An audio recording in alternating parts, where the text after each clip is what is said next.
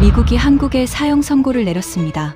한국 증시는 곧 터질 거품이며 30년 전처럼 목줄을 채우면 된다고 전 세계 앞에서 조롱한 겁니다. 월가는 즉시 한국에 12조 원의 공매도 폭탄을 던졌습니다. 그런데 1년 뒤 워싱턴이 발칵 뒤집혔습니다. 석유 한 방울 나지 않는 나라가 미국, 중국, 일본, 인도 다음 세계 5위 시장에 올라선 겁니다. 월가는 단 하루 만에 22조 원이 증발했고, 일본은 한국에 노후 자금을 맡겼고, 중동은 다음 시대의 유전을 찾아 서울로 날아왔습니다. 그리고 30년 동안 미국이 감춰온 봉인 보고서가 열리는 순간 세계 질서가 뒤집혔습니다. 지금부터 그 충격적인 전말을 공개합니다. 시작하기 전 구독과 좋아요, 그리고 대한민국 파이팅 댓글로 한국을 응원해주세요. 새벽 3시 40분 워싱턴의 제 침실에 비상전화벨이 울렸습니다. 재무부에서 32년을 일했지만 이 시간에 걸려오는 전화는 단 두 종류뿐입니다. 전쟁이 터졌거나 시장이 무너졌거나. 차관보님, 한국입니다. 수화기 넘어 당직 국장의 목소리가 떨리고 있었어요. 한국이 뭘 어쨌다는 건가? 한국 증시가 방금 인도를 제쳤습니다. 시가총액 세계 5위입니다. 미국, 중국, 일본, 인도 다음이 아니라 이제 인도가 한국 다음입니다. 저는 침대에서 벌떡 일어났습니다. 심장이 쿵 내려앉았어요. 그게 말이 되는 소리인가? 석유 한 방울 안 나는 나라야. 국토는 세계 107위, 우리 미국의 100분의 1짜리 땅이라고. 인구는 인도의 30분의 1도 안 돼. 그런데 그 일이 실제로 벌어졌습니다. 그리고 차관보님, 진짜 문제는 따로 있습니다. 국장이 숨을 고르더니 말을 이었습니다. 지난 석 달 동안 미국 국채 시장에서 빠져나간 글로벌 자금이 80조 원입니다. 그 돈의 행선지를 추적했는데 절반 이상이 서울로 갔습니다. 등골이 서늘해졌습니다. 80조 원.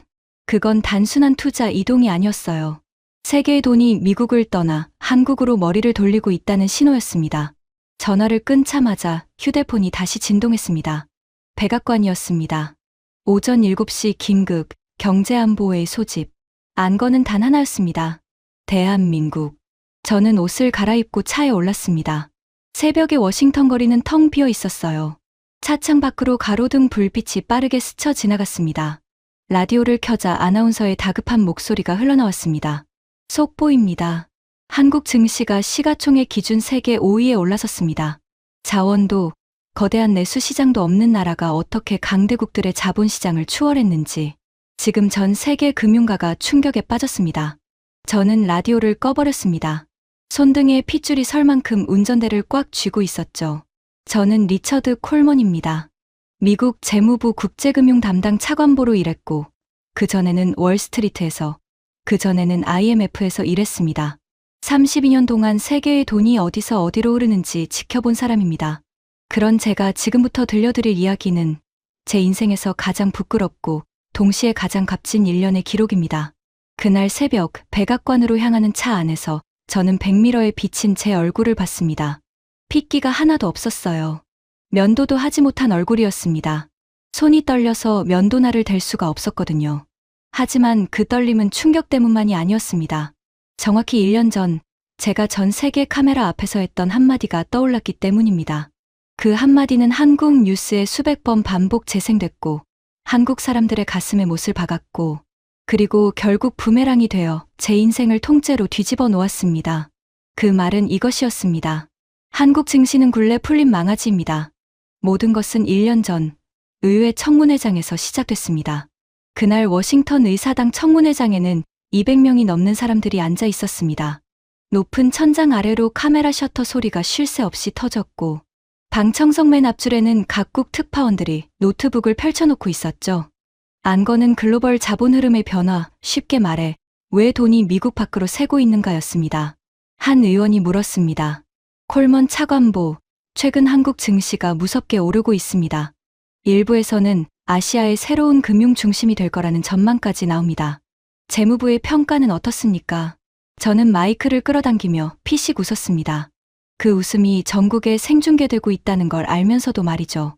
의원님, 한국 증시는 굴레 풀린 망아지입니다. 청문회장에 폭소가 터졌습니다. 제 말은 이렇습니다. 주인 없는 초원에서 잠깐 신나게 뛰는 망아지요. 보기에는 활기차 보이죠. 하지만 망아지는 결국 지칩니다. 그리고 한국이라는 나라를 보십시오. 국토는 세계 107위입니다. 석유 한 방울 나지 않습니다. 내수시장은 5천만 명이 전부입니다. 그 증시에서 삼성 하나를 빼면 뭐가 남습니까? 빈 마구간만 남습니다. 웃음소리가 더 커졌습니다. 그때 다른 의원 한 명이 손을 들었습니다. 평소 아시아 경제에 밝다고 알려진 데이비스 의원이었어요. 차관보, 잠깐만요. 너무 단순한 평가 아닙니까? 자료를 보면 한국은 반도체만이 아니라 조선, 방산, 원전에서도 세계 상위권입니다. 유럽이 한국 무기를 사겠다고 줄을 서 있다는 보도도 있고요. 저는 어깨를 으쓱했습니다. 의원님, 30년 전에도 똑같은 말들이 있었습니다. 아시아의 기적, 한강의 기적, 다들 그렇게 불렀죠. 그 기적이 어떻게 끝났습니까? 국가 부도 직전까지 갔고 우리가 IMF를 통해 목줄을 채워서 살려줬습니다. 망아지가 날뛰면 어떻게 합니까? 다시 목줄을 채우면 됩니다. 간단한 일이에요. 목줄이라는 표현은 외교적으로 부적절하지 않습니까? 의원님, 저는 외교관이 아니라 재무관료입니다. 숫자는 예의를 차리지 않습니다. 박수까지 나왔습니다. 청문회가 끝나고 복도로 나오는데 한동양인 여성 기자가 저를 막아섰습니다. 목에 건 출입증에는 한국 방송사의 이름이 적혀 있었어요. 차관보님, 한국 특파원입니다. 방금 발언, 한국 국민들이 모두 지켜봤습니다. 한국 국민들에게 하실 말씀 있으십니까? 저는 걸음을 멈추지도 않고 대답했습니다. 파티가 끝나기 전에 집에 돌아가시라고 전해주십시오. 그 기자의 표정이 굳는 것이 보였습니다. 하지만 그녀는 물러서지 않고 또박또박 말했어요. 차관보님은 한국에 가보신 적이 있으십니까? 숫자로 충분히 압니다. 숫자 뒤에 있는 사람들은 모르시는군요. 1년 뒤에 같은 질문을 다시 드리겠습니다. 그때는 그 말이 기자의 옥이라고 생각했습니다. 그게 예언이 될 줄은 꿈에도 몰랐죠. 그날 저녁 경제 방송들은 제 발언을 헤드라인으로 뽑았습니다. 망아지 발언은 하루 만에 전 세계로 퍼졌어요. 지금 생각하면 얼굴이 화끈거립니다. 하지만 그때 저는 진심으로 그렇게 믿었습니다. 왜냐고요? 제게는 스승이 있었기 때문입니다. 해럴드 윈터스, 전 재무장관이자 30년 전 한국 구제금융협상의 미국 측 대표였던 사람. 제가 신입 시절부터 모셨던 분이고 워싱턴에서는 살아있는 전설로 불렸던 분입니다. 신입 시절 윈터스 장관은 저를 집무실로 불러 세계 지도를 가리키며 이렇게 가르쳤습니다. 리처드, 잘 들어라. 나라의 운명은 세 가지가 결정한다. 땅, 자원, 인구다. 이 세 가지가 없는 나라는 절대 강대국이 될 수 없어. 그리고 그분의 손가락은 정확히 한반도 위에 멈췄습니다. 이 나라를 봐라. 셋 다 없다. 그래서 30년마다 무너진다. 윈터스 장관은 그때 한국 구제금융협상장의 이야기를 들려줬습니다. 저는 그 이야기를 수십 번도 더 들었어요. 협상 마지막 날 밤이었다. 새벽 2시였지.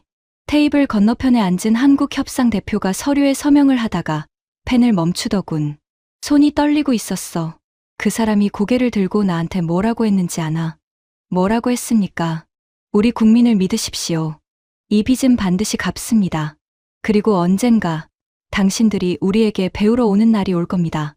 윈터스 장관은 거기까지 말하고 코웃음을 쳤습니다. 나는 그 자리에서 웃어버렸다. 리처드, 시장에 믿음 따위는 없어. 그 나라 국민들이 금반지를 들고 은행 앞에 줄을 서는 사진을 봤지. 결혼반지, 아기 돌반지까지 들고 나왔더군. 가엾은 일이야. 하지만 동정은 분석이 아니다. 구조가 운명이다. 구조가 운명이다. 저는 그 말을 32년 동안 성경처럼 믿고 살았습니다. 한국을 볼 때마다 그 문장이 자동으로 떠올랐어요. 땅도, 자원도, 인구도 없는 나라. 그러니 지금의 상승은 거품일 수밖에 없다고요. 하지만 제 편견에 기름을 부은 사람은 따로 있었습니다. 청문회가 끝나고 사흘 뒤 워싱턴의 한 고급 레스토랑에서 그 남자가 저를 기다리고 있었습니다. 빅터 그레이브스. 월스트리트에서 가장 악명 높은 공매도 헤지펀드의 회장이었습니다. 남의 불행에 베팅해서 돈을 버는 사람. 기업이 무너질 때, 나라가 흔들릴 때, 사람들이 직장을 잃을 때 그의 계좌는 불어났습니다. 월가에서는 그를 이렇게 불렀어요. 장의사. 죽음의 냄새를 가장 먼저 맡는 자라고요. 레스토랑 안쪽 별실로 들어서자 그레이브스가 와인잔을 돌리며 웃고 있었습니다. 이른이 가까운 나이에도 눈빛만은 면도날처럼 번뜩였죠. 그 웃음을 보는 순간 목덜미에 소름이 돋았던 걸 지금도 기억합니다. 콜먼 차관보, 청문회 잘 봤습니다. 굴레 풀린 망아지라. 시적이더군요. 사실을 말했을 뿐입니다. 그래서 제가 결심을 했습니다. 그가 테이블 위로 서류 한 장을 밀었습니다. 한국 증시에 대한 공매도 포지션 설계도였습니다. 규모를 보고 저는 숨이 막혔어요. 12조 원. 미쳤습니까?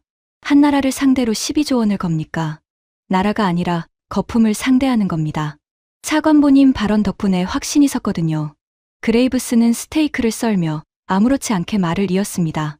칼날이 접시에 긁히는 소리가 유난히 크게 들렸어요. 제가 30년 전에 신참이었을 때 한국에서 재미를 좀 봤습니다. 그 나라 통화가 반토막 나는 동안 저는 인생 첫 빌딩을 샀죠. 그런데 그거 아십니까? 그때 한국인들은 금반지를 팔았습니다. 결혼반지, 돌반지, 어머니 유품까지 들고 나와 줄을 섰어요. 그는 와인을 한 모금 마시고 입꼬리를 올렸습니다. 감동적이지 않습니까? 덕분에 금값까지 벌었는데 말입니다. 그때 별실 문이 열리고 젊은 웨이터가 디저트를 들고 들어왔습니다. 명찰에 적힌 이름이 눈에 들어왔어요. 준킴. 한국계였습니다. 그레이브스도 그 명찰을 봤습니다. 그리고 일부러 들으라는 듯 목소리를 높였죠. 마침 잘 왔군. 이봐 젊은이, 자네 한국계인가? 네.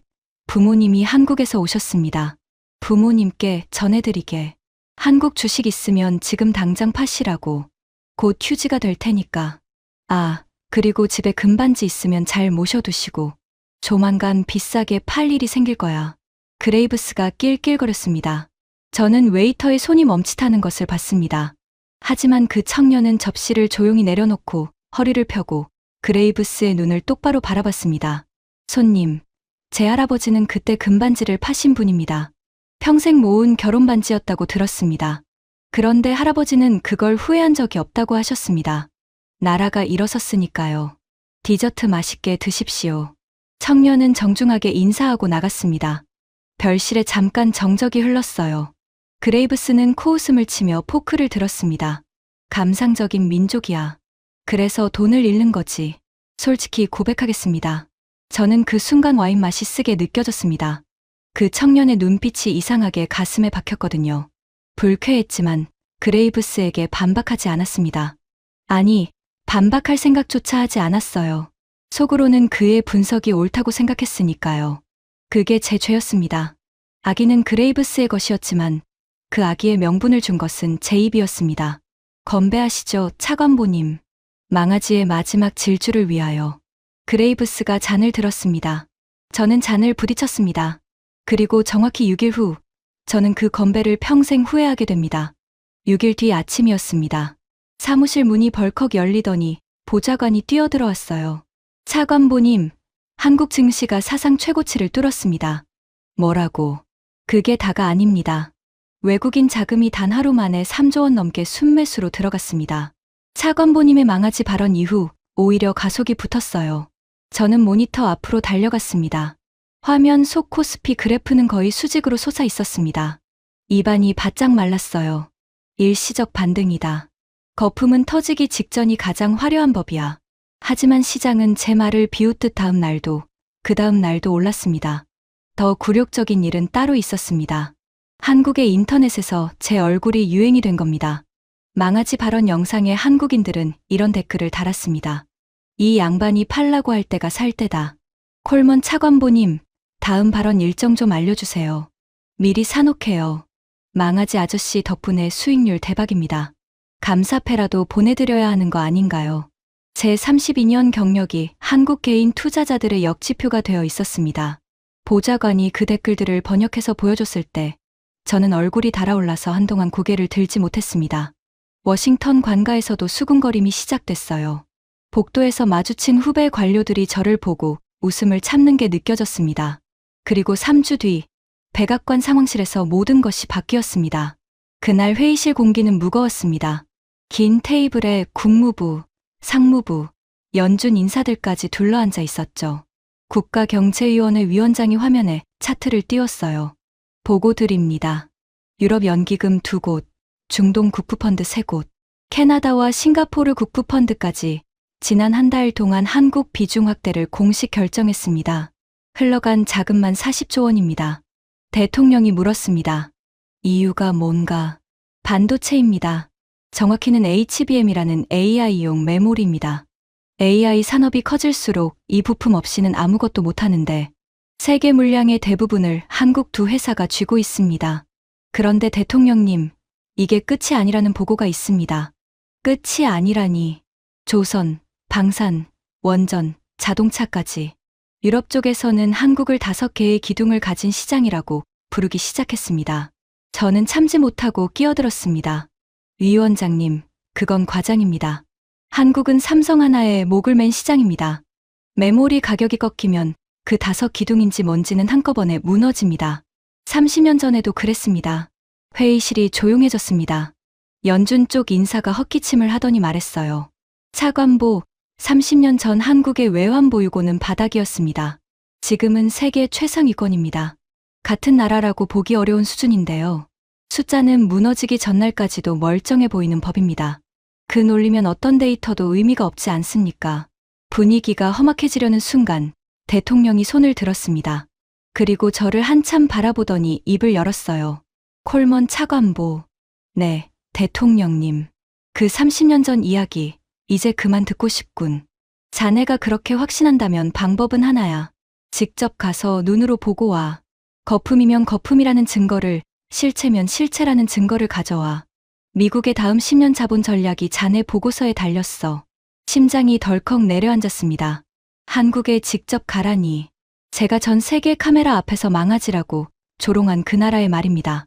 대통령님, 굳이 제가 갈 필요까지는. 자네가 가야지. 목줄 이야기를 한 사람이 자네니까. 회의실 곳곳에서 헛기침 소리가 들렸습니다. 누군가는 분명히 웃음을 삼키고 있었어요. 빠져나갈 구멍은 없었습니다. 사무실로 돌아오자 부하 애널리스트 사라 첸이 기다리고 있었습니다. 재무부에서 가장 집요한 분석가였죠. 그녀가 두꺼운 보고서를 내밀었습니다. 차관보님, 출장 전에 이것만은 읽어보셔야 합니다. 한국 산업 구조 분석입니다. 결론부터 말씀드리면 우리가 알던 한국이 아닙니다. 저는 표지만 보고 보고서를 책상 위에 던졌습니다. 사라, 자네는 숫자에 속고 있어. 30년 전에도 한국 지표는 화려했어. 그러다 한 방에 무너졌지. 차관보님, 그 30년 전에 차관보님은 한국에 계셨습니까? 뭐라고? 저는 가봤습니다. 작년에 휴가로 2주 동안요. 평택이라는 도시에 갔는데 반도체 공장 하나가 도시 하나만 했습니다. 울산이라는 도시에서는 항구에 떠있는 배 한 척 값이 4천억 원이라고 했습니다. 그게 거품이면 거품이 쇳덩어리로 만들어졌다는 뜻인데요. 관광객의 눈과 분석가의 눈은 달라야지. 차관보님이야말로 멘토의 눈이 아니라 본인의 눈으로 보셔야 하는 것 아닙니까? 저는 순간 욱해서 언성을 높였습니다. 선을 넘는군, 사라. 윈터스 장관님은 위기를 직접 다뤄본 분이야. 30년 전에요. 차관보님, 제발 보고서 한 장만이라도 읽어주십시오. 됐네. 비행기에서 잠이나 자겠어. 저는 보고서를 서랍에 처박았습니다. 사라의 한숨 소리가 들렸지만 무시했죠. 그때의 저는 확인하러 가는 게 아니었습니다. 사형 선고를 내리러 가는 판사의 기분이었어요. 거품의 현장을 직접 보고 워싱턴에 돌아와 이렇게 보고할 생각이었습니다. 역시 망아지였다고. 목줄을 준비하라고. 출국 전날 밤 그레이브스에게서 전화가 왔습니다. 서울에 가신다고 들었습니다. 잘 됐군요. 가서 똑똑히 보고 오십시오. 무너지기 직전의 풍경이 얼마나 화려한지. 포지션은 어떻게 됐습니까? 부럽습니다. 망아지가 날뛸수록 떨어질 높이만 커지는 거니까요. 아, 그리고 차관보님. 서울에서 금은방 위치도 좀 봐두시죠. 곧 거기에 줄이 길게 늘어설 테니까. 그는 낄낄거리며 전화를 끊었습니다. 수화기를 내려놓는데 이상하게 손끝이 차가웠습니다. 그날 밤 저는 잠을 설쳤어요. 꿈속에서 레스토랑에 그 한국계 청년이 자꾸 저를 바라봤습니다. 할아버지는 후회한 적이 없다고 하셨습니다. 그 목소리가 귓가에 맴돌았죠. 다음 날, 저는 인천행 비행기에 올랐습니다. 14시간의 비행 내내 저는 창밖을 보며 같은 문장을 되뇌었습니다. 구조가 운명이다. 땅도 자원도 없는 나라. 거품은 가까이서 보면 더 빨리 터지는 법이다. 비행기가 한반도 상공에 들어섰을 때 기장의 안내 방송이 나왔습니다. 곧 인천국제공항에 착륙한다는 말이었죠. 창밖으로 서해의 섬들과 거대한 항만, 그리고 끝없이 이어지는 불빛들이 보였습니다. 저는 속으로 중얼거렸어요. 화려하군. 무너지기 직전의 도시는 원래 가장 화려한 법이지. 하지만 그때의 저는 까맣게 몰랐습니다. 그 비행기가 저를 데려가는 곳이 거품의 현장이 아니라 제32년 신념의 무덤이라는 것을 말입니다. 비행기 바퀴가 활주로에 닿는 순간 제 인생을 통째로 뒤집을 1년이 시작되고 있었습니다. 서울에 도착한 다음 날 아침, 첫 일정은 평택이었습니다. 한국 측 안내를 맡은 사람은 산업부의 젊은 국장이었습니다. 차가 고속도로를 달리는 동안 저는 일부러 창밖을 보지 않았어요. 감탄할 준비가 아니라 흠을 잡을 준비를 하고 있었으니까요. 차관보님, 곧 도착합니다. 미리 말씀드리는데 처음 보시는 분들은 대부분 같은 질문을 하십니다. 무슨 질문 말입니까? 이게 공장이 맞느냐는 질문입니다. 저는 코웃음을 쳤습니다. 공장이 공장이지 뭐란 말인가. 저는 30년 넘게 전 세계 산업 현장을 다닌 사람입니다. 독일의 자동차 공장도 대만의 파운드리도 다 봤어요. 그런데 차가 언덕을 넘는 순간 저는 말문이 막혔습니다. 지평선 끝까지 공장이 이어져 있었습니다. 건물 하나의 길이가 수백 미터였고 그런 건물이 한두 개가 아니라 단지 전체를 채우고 있었어요. 크레인 수십 대가 추가 라인을 올리고 있었고 통근 버스 행렬이 끝도 없이 정문으로 빨려 들어가고 있었습니다. 국장, 이 단지에서 일하는 사람이 몇 명입니까? 협력사까지 합치면 수만 명입니다. 그리고 지금 보시는 건 일부입니다. 이 일대에 추가로 들어설 클러스터까지 합치면 투자 규모가 수백조 원 단위로 올라갑니다. 수백조 원. 저는 그 숫자를 속으로 되씹었습니다. 거품이라면 인류 역사상 가장 무거운 거품이었어요. 방진복으로 갈아입고 클린룸 견학 통로에 들어섰을 때였습니다. 유리벽 너머로 로봇팔들이 웨이퍼를 옮기고 있었습니다. 사람의 기척은 거의 없는데 라인은 쉬지 않고 움직였죠. 공기에서는 소독약 비슷한 냄새가 희미하게 났고 기계가 내는 낮은 진동음이 발바닥을 타고 올라왔습니다. 안내하던 기술 담당 임원이 말했습니다. 여기서 만드는 것이 HBM입니다. AI용 고대 역폭 메모리죠. 쉽게 말씀드리면 AI라는 거대한 두뇌의 데이터를 실어 나르는 고속도로입니다. 아무리 좋은 AI 칩도 이 고속도로가 없으면 제 성능의 절반도 못 냅니다. 그건 미국 칩 회사들 이야기에서 들었습니다. 그래서요. 그 고속도로의 세계 물량 대부분을 한국이 만듭니다. 대부분이라는 게 정확히 얼마입니까? 임원이 숫자를 말했습니다. 저는 제 귀를 의심했어요. 그건 점유율이 아니라 사실상 독점이었습니다. 머리가 띵해졌습니다. 그때였습니다. 견학 통로 끝 회의실 앞에 양복 차림의 서양인들이 줄지어 서 있는 게 보였어요. 낯익은 얼굴도 있었습니다. 실리콘밸리의 한 빅테크 부사장이었죠. 워싱턴의 행사장에서 몇 번 마주친 적이 있는 사람이었습니다. 아니, 부사장님이 여기 어쩐 일이십니까? 그가 저를 보더니 어색하게 웃었습니다. 콜먼 차관보야말로 어쩐 일이십니까? 망아지를 보러 오셨습니까? 뼈가 있는 농담이었습니다. 저는 얼굴이 화끈거렸어요. 저는 물량 확보하러 왔습니다. 우리만 온 게 아닙니다. 저 줄 보이시죠? 전부 내년 물량 예약하러 온 겁니다. 여기서는 돈이 있어도 줄을 서야 합니다. 미국 최고 기업들이 한국 공장 앞에서 줄을 선다고요. 차관보님, 워싱턴에서는 모르시는 모양인데 AI 전쟁의 보급로가 여기입니다. 보급로를 쥔 쪽이 전쟁의 속도를 정합니다. 우리가 아무리 좋은 칩을 설계해도 평택이 멈추면 우리 데이터 센터도 멈춥니다. 저는 그날 저녁 호텔 방에서 한참 동안 창밖을 바라봤습니다. 서랍에 처박아뒀던 사라 체내 보고서가 떠올랐어요. 출장 가방 깊숙한 곳에서 그 보고서를 꺼냈습니다. 자존심 때문에 첫 장을 넘기는 데만 10분이 걸렸습니다. 첫 페이지에는 이렇게 적혀 있었습니다. 한국 증시 상승의 본질은 투기가 아니라 가격 재평가다. 세계가 30년 동안 하청 공장 가격으로 사들이던 나라를 이제야 제값으로 계산하기 시작했다. 저는 그 문장에 빨간 펜으로 줄을 그으려다가 멈췄습니다. 손이 움직이지 않았어요. 낮의 봄 풍경이 자꾸 눈앞에 어른거렸기 때문입니다. 물론 저는 아직 무너지지 않았습니다. 속으로 이렇게 정리했죠. 좋다. 반도체는 인정한다. 하지만 그래봤자 기둥 하나다. 기둥 하나로 버티는 집은 그 기둥이 흔들리면 끝장이다. 윈터스 장관의 말이 옳다. 구조가 운명이다. 그 알량한 결론이 다시 무너지는 데는 이틀이 걸리지 않았습니다. 이틀 뒤, 저는 울산에 있었습니다. 조선소 정문을 통과하는 순간부터 스케일이 사람을 압도했습니다. 도크라고 부르는 거대한 웅덩이 안에 길이 300m짜리 선박이 누워 있었어요. 축구장 3개를 이어 붙인 길이었습니다. 용접 불꽃이 곳곳에서 터졌고 쇳내와 바닷바람이 뒤섞인 공기가 코를 찔렀습니다. 머리 위에서는 골리앗 크레인이 아파트 한 동만 한 블록을 통째로 들어 옮기고 있었죠. 안내를 맡은 조선소 임원이 헬멧을 고쳤으며 말했습니다. 지금 보시는 배가 LNG 운반선입니다.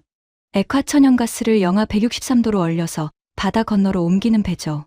한 척값이 4천억 원이 넘습니다. 4천억 원짜리 배라니. 대체 누가 삽니까? 전 세계가 삽니다. 유럽이 러시아 가스관을 끄는 뒤로 주문이 폭주해서 지금 계약하셔도 인도까지 몇 년을 기다리셔야 합니다. 도크가 꽉 차 있거든요. 비싸고 어려운 배면 중국이 더 싸게 만들 텐데요. 임원이 빙긋 웃었습니다. 차관보님, 이 배는 싸게 만드는 배가 아니라 실수 없이 만드는 배입니다. 영하 163도짜리 화물을 싣고 대양을 건너는 동안 용접선 하나라도 잘못되면 어떻게 되겠습니까? 그래서 선주들은 가격표가 아니라 생존 확률을 보고 조선소를 고릅니다. 고부가 가치 LNG선 시장에서 한국 점유율이 왜 압도적인지 그게 답입니다. 저는 도크옆 안전 난간을 잡고 그 배를 한참 올려다봤습니다. 차가운 쇠난간의 감촉이 손바닥에 그대로 전해졌어요. 사라의 보고서에 있던 문장이 또 떠올랐습니다. 거품이 쇳덩어리로 만들어졌다는 뜻인데요. 그때 도크 건너편에서 낯익은 제복이 보였습니다. 미 해군 장교들이었습니다.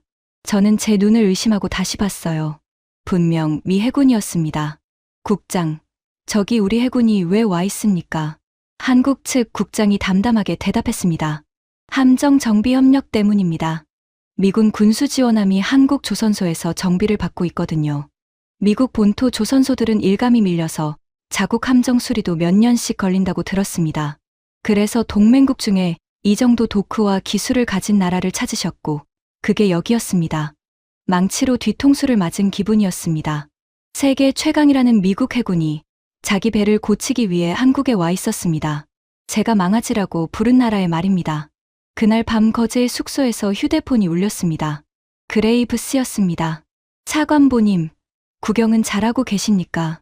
듣자 하니 조선소에서 감명을 받으셨다던데 누구한테 들었습니까? 제 돈이 12조 원입니다. 그 돈이 가는 곳에는 제 눈도 같이 갑니다. 차관보님 일정쯤은 다 보입니다. 소름이 끼쳤습니다. 그는 낄낄거리며 말을 이었어요. 배의 몇 척에 흔들리지 마십시오. 쇳덩어리는 가라앉으라고 있는 겁니다. 제가 조선주에도 공매도를 더 얹었습니다. 그 도크에서 일하는 노동자가 몇만 명이라고 했죠. 그 사람들 월급 봉투가 얇아지는 만큼 제 계좌는 두꺼워질 겁니다. 아름다운 균형이죠. 그레이브스, 말이 지나칩니다. 지나친 건 한국 주가지. 제 말이 아닙니다. 아, 금은방 위치는 알아보셨습니까? 숙제는 하셔야죠. 전화가 끊긴 뒤에도 저는 한동안 휴대폰을 내려놓지 못했습니다. 가슴속에서 정체를 알 수 없는 분노가 치밀어 올랐어요. 이상한 일이었습니다. 불과 2주 전까지 저는 그와 같은 편이었는데 말입니다. 사흘 뒤, 일정은 창원의 방산공장으로 이어졌습니다. 공장 안은 전쟁터처럼 분주했습니다. 생산 라인 위에서 자주포의 거대한 차체들이 줄지어 조립되고 있었고 작업자들의 손놀림에는 망설임이 없었어요. 벽에는 수출 일정표가 붙어 있었는데 납기 칸에 적힌 숫자를 보고 저는 또 한 번 굳어버렸습니다. 이 납기가 맞습니까? 유럽 국가의 자주포 수십 문을 계약하고 1년도 안 돼서 1차 인도를 했다고요. 맞습니다. 미국도 이 속도는 못 냅니다. 유럽은 5년도 더 걸릴 텐데. 그래서 그분들이 한국에 오신 겁니다. 전쟁은 납기를 기다려주지 않으니까요. 그때 한 노인이 라인 옆에서 젊은 기술자들에게 도면을 짚어가며 뭔가를 설명하고 있는 게 보였습니다. 이르는 넘어 보이는데 허리가 꼿꼿했고 작업복 가슴에는 이름표가 달려 있었어요. 박성호. 한국 측 국장이 그를 소개했습니다. 이 공장에 살아있는 역사이십니다. 50년 가까이 기계와 함께 하셨고 정년 후에도 고문으로 후배들을 가르치고 계십니다. 박성호 고문은 제 손을 잡았습니다. 손바닥이 나무 껍질처럼 거칠었어요. 쇠를 만진 세월이 그대로 새겨진 손이었습니다. 멀리서 오셨습니다. 망아지 발언, 저도 봤습니다. 저는 순간 얼굴이 굳었습니다. 그런데 그는 화를 내는 대신 웃었어요. 괜찮습니다. 우리는 그런 말 많이 듣고 살았습니다. 안 될 거라는 말은 평생 들었어요. 자, 이리 와 보십시오. 보여드릴 게 있습니다. 그는 저를 공장 한쪽의 작은 휴게실로 데려갔습니다. 벽에 낡은 액자 하나가 걸려 있었어요. 빛바랜 흑백 사진이었습니다. 시커먼 얼굴의 남자들 수십 명이 탄광 입구 앞에 서서 카메라를 보고 있었죠. 다들 마르고 지쳐 보였는데 이상하게 눈빛만은 형형했습니다. 독일입니다. 60년도 더 된 사진이죠. 앞줄 왼쪽에서 세 번째, 저 사람이 제 아버지입니다. 저는 사진 속 그 남자를 들여다봤습니다. 박성호 고문과 눈매가 똑같았어요. 아버지는 독일 탄광에서 일하셨습니다. 지하 1200m요. 한번 내려가면 8시간 동안 해를 못 봅니다. 갱도가 무너져 동료를 잃은 적도 있다고 들었습니다. 그런데 월급날이 되면 아버지는 그 돈을 거의 다 한국으로 보냈습니다. 자기 몫으로는 빵값만 남기고요. 가족 때문입니까? 가족이고 나라였습니다. 그때 한국은 1인당 소득이 1년에 몇십 달러였습니다. 팔 물건이 없으니 사람을 팔러 간 거지요. 광부로, 간호사로, 사막의 건설 노동자로요. 아버지가 보낸 돈으로 제 동생이 학교에 갔고 저는 기술을 배웠습니다. 그리고 저는 이 공장에서 50년 동안 쇠를 깎았습니다. 박성호 고문은 사진에서 눈을 떼지 않은 채 말을 이었습니다. 차관보님, 당신들 눈에는 우리 주식시장이 숫자로 보이겠지요. 굴레 풀린 망아지로 보이겠지요. 그런데 우리한테 그 숫자는 다릅니다. 그가 저를 똑바로 바라봤습니다. 그 숫자는 지하 1200m에서 캐낸 겁니다. 사막의 50도 더위에서 캐낸 거고, 새벽 시장 좌판에서 캐낸 거고, IMF 때 금반지를 내놓던 줄에서 캐낸 겁니다. 당신이 거품이라고 부르는 그 시가총액은 우리한텐 아버지들의 월급 봉투가 70년 동안 쌓인 자리입니다. 저는 아무 말도 할 수 없었습니다. 목구멍에 뜨거운 것이 차올라서 침을 삼키는 것조차 힘들었어요. 32년 동안 저는 숫자 뒤에 사람이 있다는 생각을 단 한 번도 해본 적이 없었습니다. 워싱턴의 그 한국 특파원이 했던 말이 그제야 이해됐습니다. 숫자 뒤에 있는 사람들은 모르시는군요. 휴게실을 나서는데 박성호 고문이 마지막으로 한마디를 던졌습니다. 차관보님, 30년 전에 우리한테 목줄을 채웠다고 하셨지요. 한 가지만 정정하겠습니다. 우리는 그 빚을 예정보다 3년이나 빨리 전에 갚았습니다. 목줄은 우리가 스스로 끄는 게 아니라 갚아서 돌려드린 겁니다. 이자까지 쳐서요. 공장을 나와 차에 오르는데 다리에 힘이 풀렸습니다. 저는 차 안에서 사라 첸에게 메시지를 보냈습니다. 보고서 전부 읽었네. 추가 자료가 있으면 모두 보내주게. 사라의 답장은 1분 만에 왔습니다. 드디어요. 그런데 차관보님, 서두르셔야겠습니다. 도쿄에서 이상한 움직임이 잡혔습니다. 일정에 없던 도쿄행이 잡힌 것은 그 다음 날이었습니다. 명분은 미일 재무협의였지만 제 속셈은 따로 있었습니다. 솔직히 고백하면 저는 지푸라기를 잡으러 간 겁니다. 한국에서 받은 충격을 일본이 시켜주길 바랐어요. 일본은 한국의 영원한 경쟁자 아닙니까?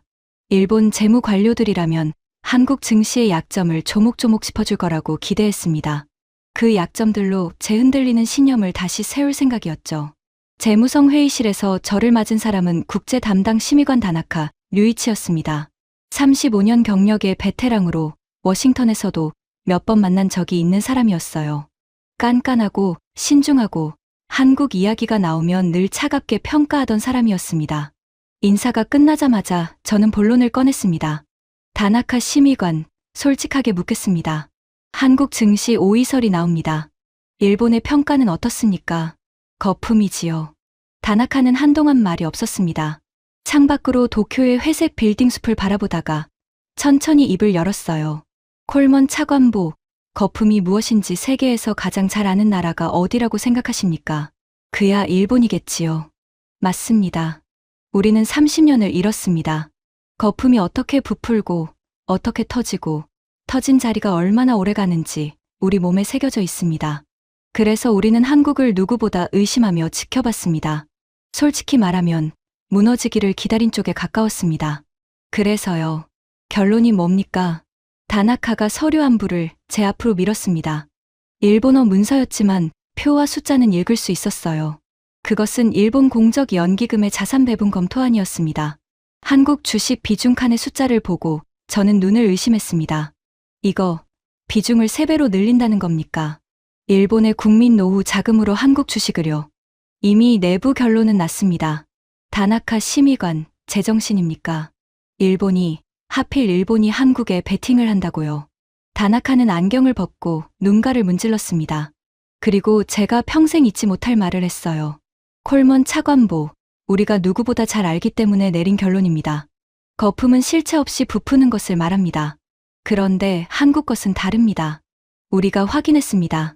반도체 공장은 실제로 돌아가고, 배는 실제로 바다에 떠 있고, 무기는 실제로 유럽에 도착했고, 원전은 실제로 사막에서 전기를 만들고 있습니다.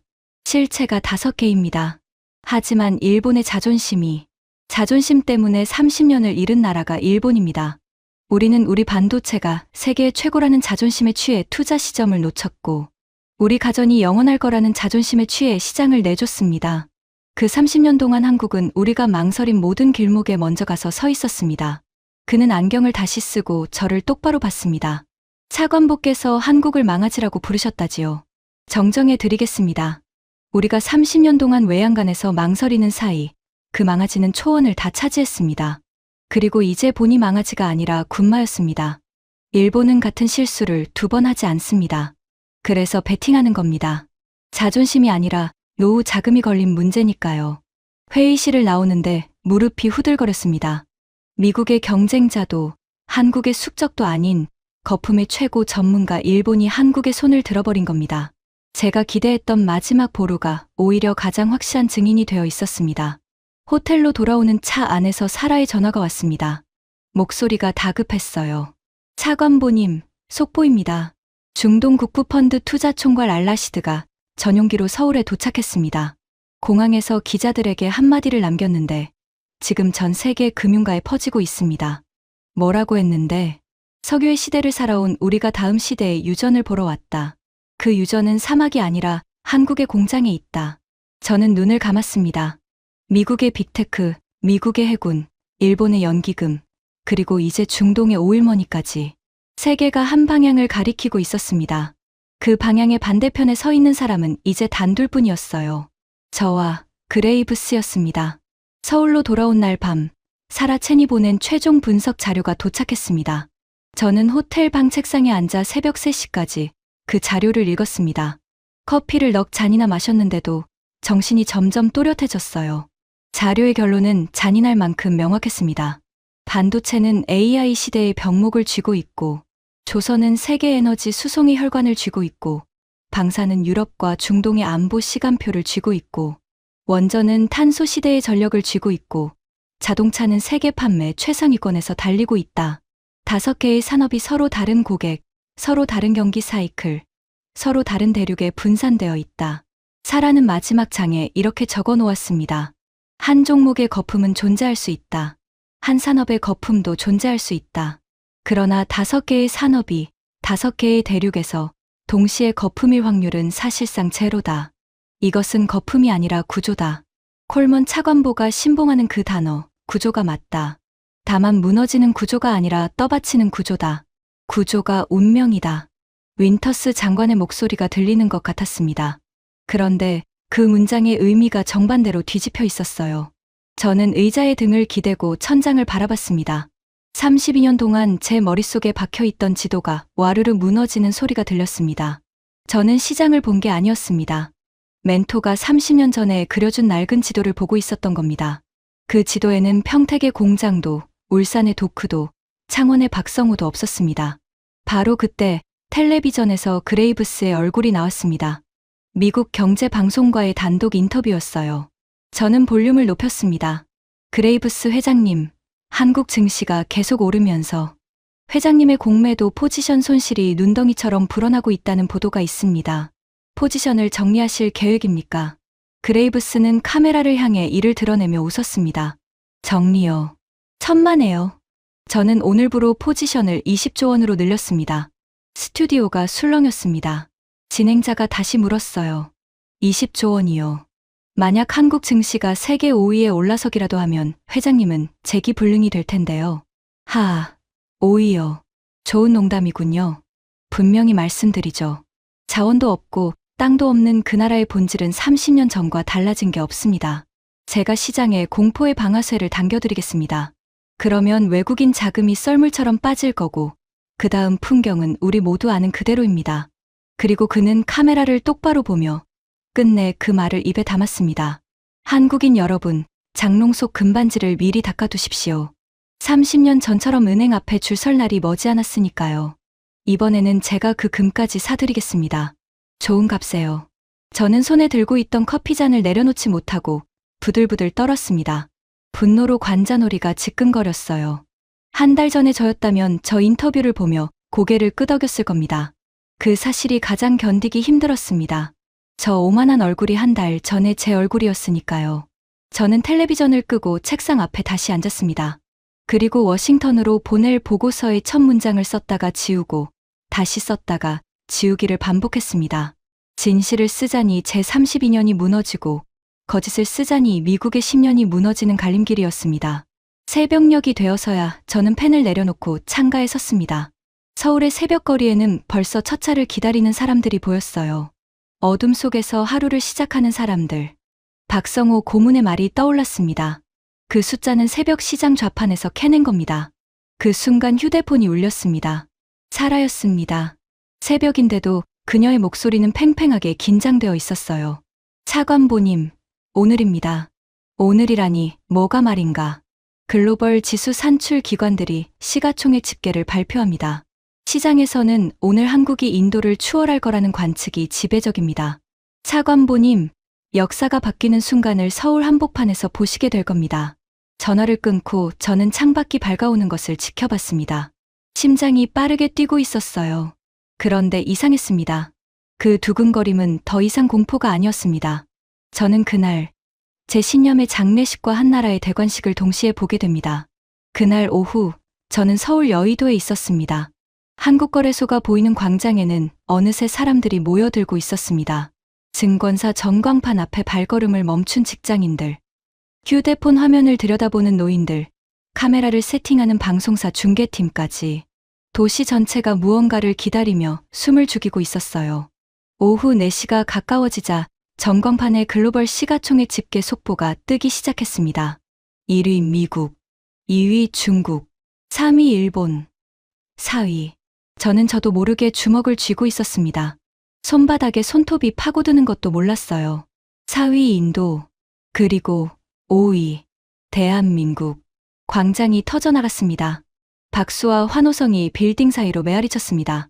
어디선가 나이 지긋한 신사가 어린 손자를 목말 태우며 전광판을 가리켰고 한 노부인은 손수건으로 눈가를 찍어내고 있었어요. 젊은 직장인들은 휴대폰을 들어 그 순간을 찍었습니다. 국토 세계 107위, 인구 세계 29위, 석유 한 방울 나지 않는 나라. 그 나라의 이름이 미국, 중국, 일본, 인도 다음에 새겨지는 순간이었습니다. 저는 그 광장 한복판에 서서 이상하게도 울고 있는 제 자신을 발견했습니다. 32년 경력의 미국 재무관료가 남의 나라 증시 순위를 보며 눈물을 흘리고 있었던 겁니다. 옆에 서 있던 한 노인이 제게 휴지를 건네며 한국말로 뭐라고 말했습니다. 안내하던 국장이 통역해 줬어요. 기쁜 날이니 같이 우셔도 된다고 하십니다. 저는 그 노인의 손을 잡았습니다. 박성호 고문의 손처럼 거칠고 두꺼운 손이었습니다. 그 손이 이 순위를 만들었다는 것을 이제 저는 알고 있었습니다. 바로 그때 주머니 속 휴대폰이 미친 듯이 진동하기 시작했습니다. 사라였습니다. 차관보님, 뉴욕입니다. 그레이브스가 무너졌습니다. 무너지다니, 정확히 말해보게. 한국 5위 확정 속보와 동시에 글로벌 자금이 한국으로 추가 유입되면서 주가가 한 번 더 치솟았습니다. 그레이브스 펀드의 공매도 포지션에 마진콜이 떨어졌는데 낼 돈이 없었습니다. 강제 청산입니다. 하루 만에 증발한 돈이 22조 원입니다. 펀드는 해체 수순이고 투자자들이 소송을 준비 중입니다. 22조 원. 30년 동안 남의 눈물 위에 쌓아 올린 제국이 한국이 5위에 오르는데 걸린 단 하루 만에 무너진 겁니다. 그날 밤 뉴욕발 뉴스 화면에는 펀드 사무실을 떠나는 그레이브스의 모습이 잡혔습니다. 기자들이 벌떼처럼 달려들었어요. 회장님, 한국에 대한 공매도가 펀드를 침몰시켰습니다. 판단 착오를 인정하십니까? 그레이브스는 마지막까지 그레이브스였습니다. 그는 카메라를 향해 손가락질을 하며 소리쳤습니다. 착오라니. 이건 조작된 시장이야.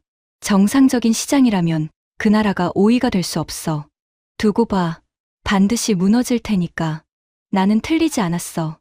한 기자가 차분하게 되물었습니다. 회장님은 한국인들에게 금반지를 닦아두라고 하셨습니다. 지금 금반지를 팔아야 할 사람은 누구입니까? 그레이브스의 얼굴이 시뻘겋게 일그러졌습니다. 그는 욕설을 내뱉으며 차에 올라탔고 문이 쾅 닫혔습니다. 그것이 월가의 장의사가 세상에 남긴 마지막 공식 발언이었습니다. 자신의 장례식 날에도 그는 남의 장례를 예언하고 있었던 겁니다. 통쾌했냐고요. 솔직히 말씀드리면 통쾌함보다 서늘함이 먼저였습니다. 저 일그러진 얼굴이 제 미래일 수도 있었으니까요. 서울행 비행기를 타지 않았더라면, 평택과 울산과 창원을 보지 않았더라면, 박성호 고문을 만나지 않았더라면 말입니다. 그리고 그날 밤 모든 것을 완성하는 마지막 사건이 일어났습니다. 호텔 방에서 짐을 정리하는데 국제전화가 걸려왔습니다. 낯선 번호였어요. 수화기 너머에서 노부인의 목소리가 들렸습니다. 리처드, 나예요. 마거리 씨예요. 윈터스 장관의 부인이었습니다. 장관은 몇 해 전 세상을 떠났고 저는 그 장례식에서 운구를 맡았었죠. 사모님, 이 시간에 어쩐 일이십니까? 방금 뉴스를 봤어요. 한국이 5위가 됐다고요. 그래서 전화했어요. 리처드, 헤럴드가 당신에게 남긴 것이 있어요. 장관님이 저에게요. 서재 금고에 봉투가 하나 있었어요. 유언장을 정리할 때 변호사가 알려줬는데 헤럴드가 조건을 달아놨더군요. 겉면에 이렇게 적혀 있어요. 사모님은 잠시 숨을 고르더니 그 문장을 천천히 읽었습니다. 한국이 우리 위로 올라서는 날이 오면 리처드 콜먼에게 전할 것. 저는 수화기를 든 채 그 자리에 얼어붙었습니다. 한국이 우리 위로 올라서는 날. 30년 전 한국을 30년마다 무너지는 나라라고 가르쳤던 그 사람이 그런 날이 올 것을 알고 있었다는 뜻이었습니다. 사모님, 그 봉투 지금 열어주실 수 있습니까? 부탁드립니다. 종이 찢는 소리가 수화기 너머로 들렸습니다. 그리고 사모님이 남편의 마지막 글을 읽기 시작했어요. 저는 한 글자도 놓치지 않으려고 수화기를 두 손으로 움켜쥐었습니다. 리처드, 내가 이 글을 읽고 있다면 그 일이 결국 일어났다는 뜻이겠지. 축하한다. 너는 지금 역사상 가장 위대한 역전의 목격자다. 나는 평생 너에게 구조가 운명이라고 가르쳤다. 땅과 자원과 인구가 나라의 운명을 정한다고 했지. 그 가르침의 절반은 지금도 옳다. 하지만 나머지 절반을 나는 너에게 끝내 말하지 못했다. 자존심 때문이었다. 30년 전 협상 마지막 날 밤, 한국 대표가 내게 말했다. 우리 국민을 믿으라고. 언젠가 당신들이 배우러 오는 날이 올 거라고. 나는 그 자리에서 웃었다. 그런데 리처드, 사실 나는 그날 밤 호텔로 돌아가 잠을 이루지 못했다. 다음 날 아침, 나는 협상장으로 가기 전에 차를 돌려 어느 은행 앞을 지나갔다. 신문에서 본 그 줄을 직접 확인하고 싶었거든. 그리고 나는 보았다. 겨울 새벽에 수백 미터 줄을 선 사람들을, 결혼반지를 꼭 쥔 젊은 부부를, 아기 돌반지를 들고 나온 어머니를, 평생 모은 금부치를 신문지에 싸들고 온 노인들을. 그들은 울고 있지 않았다. 리처드, 그게 가장 무서웠다. 그들은 화가 나 있었고 그 분노로 무언가를 결심한 얼굴들이었다. 나는 그날 워싱턴에 돌아와 보고서를 한 편 썼다. 그리고 아무에게도 보여주지 않고 봉인했다. 그 보고서의 결론은 이것이었다. 한국에서 자금을 회수한 것은 거래로서는 옳았으나 판단으로서는 틀렸다. 땅과 자원으로 계산할 수 없는 자원이 그 나라에는 있다. 금반지를 들고 줄을 서는 국민이다. 나는 그런 국민을 가진 나라를 본 적이 없다. 이 나라는 반드시 우리 위로 올라온다. 그 보고서를 발표했다면 나는 워싱턴의 웃음거리가 됐을 거다. 그래서 침묵했다. 대신 너에게는 안전한 절반만 가르쳤다. 구조가 운명이라고. 미안하다, 리처드.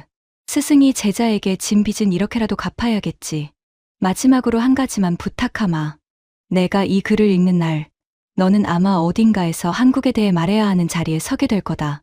그때는 내 낡은 지도를 내려놓아라. 그리고 내 눈으로 본 것을 말해라. 그것이 너와 나, 두 사람 몫의 정직이다. 사모님의 목소리가 끝났을 때 저는 호텔 방바닥에 주저앉아 있었습니다.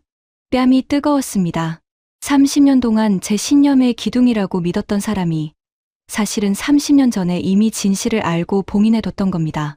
제 편견은 스승의 가르침 위에 서 있던 것이 아니었습니다. 스승의 침묵 위에 서 있었던 겁니다. 그리고 그 침묵의 봉인은 한국이 스스로의 힘으로 5위에 오른 바로 그날 풀렸습니다. 저는 그날 밤 워싱턴행 보고서를 단숨에 써내려갔습니다. 첫 문장은 이것이었습니다. 한국 증시의 세계 5위 진입은 거품의 정점이 아니라 70년에 걸친 가격 재평가의 시작점이다. 미국은 이 시장을 경계할 것이 아니라 동행해야 한다. 한 달 뒤, 저는 다시 워싱턴 의사당 청문회장에 서 있었습니다. 1년 전 제가 망아지 발언을 했던 바로 그 자리였습니다. 같은 책상, 같은 마이크, 같은 카메라들. 방 청석 맨 앞줄에는 그 한국 특파원도 앉아 있었습니다. 저와 눈이 마주치자 그녀는 살짝 고개를 끄덕였어요. 의원이 물었습니다. 콜먼 차관보, 1년 전 이 자리에서 한국 증시를 굴레 풀린 망아지라고 하셨습니다. 그 한국이 세계 5위가 됐습니다. 입장을 듣고 싶습니다. 저는 마이크를 끌어당겼습니다. 1년 전에는 피식 웃으며 잡았던 마이크였는데 이번에는 손에 땀이 배어 있었습니다. 의원님, 먼저 정정부터 하겠습니다. 한국은 굴레 풀린 망아지가 아니었습니다. 청문회장이 조용해졌습니다. 한국은 스스로 굴레를 끊어낸 거인이었습니다. 그것도 한 번에 끄는 것이 아닙니다. 독일의 지하 1200m 탄광에서 한 가닥, 중동의 50도 사막에서 한 가닥, 새벽 시장의 좌판에서 한 가닥, 그리고 금반지를 들고 은행 앞에 선줄에서 마지막 한 가닥을 끊었습니다. 70년이 걸렸습니다. 차관보, 그래서 재무부의 공식 평가는 무엇입니까? 저는 거품의 증거를 찾으러 한국에 갔습니다. 그리고 5개의 실체를 찾아 돌아왔습니다. AI 시대의 메모리, 에너지 시대의 선박, 안보 시대의 무기, 탄소 시대의 원전, 그리고 세계 도로 위의 자동차입니다. 의원님, 저는 32년 동안 자원이 나라를 만든다고 믿었습니다. 한국은 그 명제를 뒤집은 유일한 나라입니다. 그 나라의 자원은 땅 속에 있지 않았습니다. 사람이었습니다. 저는 잠시 숨을 고르고 준비해 간 마지막 말을 이었습니다. 1년 전 저는 이 자리에서 목줄이라는 단어를 썼습니다. 그 발언을 공식적으로 사과합니다. 한국은 그 빚을 예정보다 3년 빨리 이자까지 쳐서 전액 상환한 나라입니다. 목줄을 말할 자격은 처음부터 누구에게도 없었습니다. 그리고 의원님, 한 가지 보고를 추가하겠습니다. 미국이 지금 해야 할 일은 한국을 평가하는 것이 아니라 한국에게 배우는 것입니다. 30년 전 어느 한국 협상 대표가 예언한 그대로 말입니다. 청문회가 끝나고 복도로 나오자 그 한국 특파원이 다가왔습니다. 차관보님, 1년 전에 약속드렸죠. 같은 질문을 다시 드리겠다고요. 한국 국민들에게 하실 말씀 있으십니까? 저는 이번에는 걸음을 멈췄습니다. 그리고 카메라를 똑바로 바라봤습니다. 한국 국민 여러분, 1년 전 저는 여러분을 숫자로만 봤습니다. 이제는 압니다. 그 숫자의 정체를요. 그것은 탄광에서 보낸 월급 봉투였고, 사막에서 흘린 땀이었고, 새벽 시장의 언손이었고, 은행 앞에 내놓은 금반지였습니다. 세계 5위는 여러분의 부모님과 여러분이 70년 동안 한 푼씩 적금한 통장의 잔고입니다. 그 통장에는 앞으로도 입금만 있을 겁니다. 제가 평생 시장을 본 사람으로서 드리는 처음이자 마지막 확신입니다. 특파원의 눈가가 붉어졌습니다. 그녀는 마이크를 내리고 조용히 말했어요. 취재 끝나고 처음으로 기자가 아니라 한국 사람으로서 감사드립니다. 워싱턴으로 돌아온 뒤 저는 창원으로 편지 한 통을 보냈습니다. 박성호 고문에게였습니다. 고문님, 당신의 아버님이 지하 1200m에서 캐낸 것은 석탄이 아니라 한 나라의 미래였다는 것을 이제 온 세계가 숫자로 확인했습니다. 저는 평생 자원 없는 나라는 강대국이 될 수 없다고 배웠고 또 그렇게 가르쳤습니다. 당신의 나라가 그 교과서를 찢었습니다. 언젠가 손주를 데리고 다시 창원에 가겠습니다. 그 빛바랜 사진 앞에서 이 사람들이 세계의 지도를 바꾼 분들이라고 가르쳐 주고 싶습니다. 몇 주 뒤 답장이 왔습니다. 박성호 고문의 글씨는 투박했지만 단단했습니다. 편지에는 딱 3문장이 적혀 있었어요. 차관보님, 오시면 공장 앞 국밥집에서 한 끼 합시다. 아버지가 그러셨습니다. 사람은 같이 밥을 먹어봐야 안다고요. 기다리겠습니다. 저는 그 편지를 지금도 책상 서랍 맨 윗칸에 넣어두고 있습니다. 윈터스 장관의 봉인 보고서 사본과 나란히 말입니다. 하나는 30년 늦은 정직이고 하나는 70년 묵은 저력입니다. 저는 두 장의 종이 사이에서 매일 같은 교훈을 다시 읽습니다. 나라를 일으키는 것은 땅속의 자원이 아니라 다음 세대를 위해 오늘을 견디는 사람들이라는 것. 그리고 그런 사람들의 나라를 숫자만으로 평가하는 것은 분석이 아니라 무지라는 것을 말입니다. 석유 한 방울 나지 않는 나라, 국토 세계 107위의 나라가 세계 5위의 시장이 된 비밀은 결국 하나였습니다. 그 나라의 유전은 땅 밑이 아니라 사람들의 가슴 속에 있었습니다. 지금까지 미국 재무부 차관보가 대한민국에서 직접 확인한 충격적인 이야기였습니다. 석유 한 방울 나지 않는 나라를 세계 5위로 끌어올린 진짜 주인공은 바로 이 영상을 보고 계신 여러분입니다. 탄광과 사막과 새벽 시장에서 흘린 그 땀이 오늘의 기적이 되었습니다. 우리가 만든 이 자랑스러운 이야기를 가족과 친구들에게 널리 공유해주세요. 한 분의 공유가 대한민국의 저력을 세상에 알립니다. 구독과 좋아요도 부탁드립니다. 지금까지 감동날다였습니다. 감사합니다.